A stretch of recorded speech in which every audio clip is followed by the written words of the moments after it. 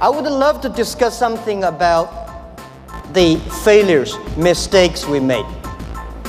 The thing I feel most thankful is all the mistakes, all the reviews that I got. People love to see successful stories, but most of the success stories, they succeed because of the mistakes. I encouraging all the young people, entrepreneurs, to learn from the mistakes.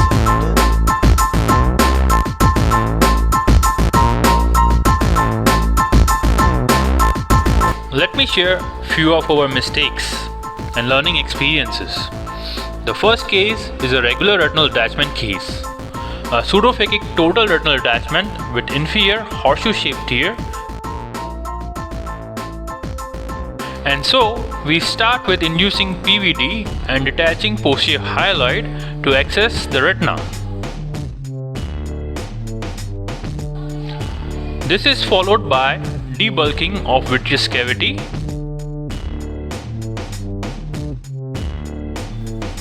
oh my god, I just dropped the lens and now I can literally taste my sweat. Focus dear, focus dear. Let me protect posterior pole by tamponading with heavy liquid and breathe for a while to come up with a new strategy to deal with this. Wait a minute, I can still see IOL in the pupillary area. What a mess! Now I have two IOLs, one is sulcus fixated, the other one which was plastered in the peripheral retina and now is sitting on posterior pole after vitreous has been debulked. So the only option left is to explant both the IOLs, and since I have no backup IOL, I will have to leave this patient aphakic.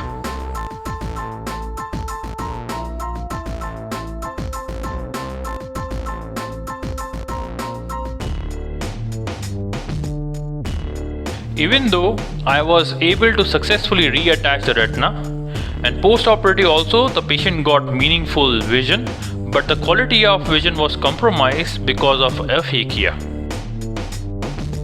So the lesson I learned in a hard way was, even in retinal detachment case, IOL should not be ignored. We must be aware of the IOL details, and a backup IOL is a must. Let's move on to the second interesting case. Aged gentleman with small pupil and dense cataract shared by my colleague Dr. Shelva Saura. He starts with expanding the pupil with iris retractors. Surprise, surprise! I can see a brownish mound sitting right behind the lens. Is it the ciliary body mass? The ciliary body mass was hiding in plain sight. And even though we performed a B scan, the B scan was not showing this mass, which means we missed the ciliary body mass on B scan. And now the confusion starts. What to do? Should we proceed or should we abort the operation? So after teleconsulting with our oncology colleague, it was decided to proceed like a routine cataract surgery. The access is followed by trenching, nucleotomy, removing the fragments, and finally implanting the IOL in the bag. So we were successful in keeping the posterior capsule intact, and the ciliary body mass was found to be melanoma, which was treated by brachytherapy. And again we learned a very important lesson: to image iris, ciliary body along with retina in every case of small pupil or a dense cataract. You may miss ciliary body or iris lesions if you perform only ultrasound like we did. So it's wise to perform UBM to image ciliary body and iris. Moving on forward to our final third case of a glaucoma shared by my colleague Dr. Renal. So a 45-year-old gentleman, he comes for fourth surgical opinion. He has been diagnosed as medically uncontrolled glaucoma and has been advised anti-glaucoma surgery. And on glaucoma evaluation, his pressures in the left eye are high even with oral and topical medications.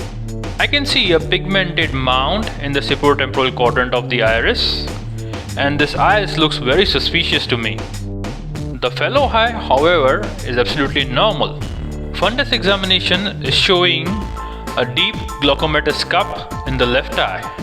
OCT and perimetry are also suggesting glaucomatous damage in the left eye. And it looks like this patient indeed has a primary open-angle glaucoma with uncontrolled pressure and demands a surgical procedure. But that bumpy iris, suspicious iris, prompted us to perform a UBM. And look what we found. Again a ciliary body mass, which was about to blindside us.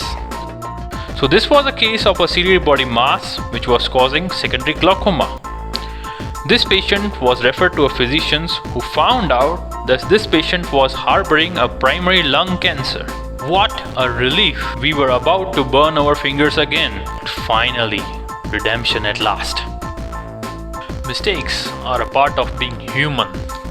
We, especially the super specialist, we are so much focused on a small part of eyeball that usually we fail to see eye as a whole. So my dear friends and colleagues, no matter what you practice, cataract, cornea, glaucoma, retina, if we see eyeball as a whole, if we comprehensively examine the eye, I'm sure we can minimize these minor mistakes. Thank you very much for your patient listening.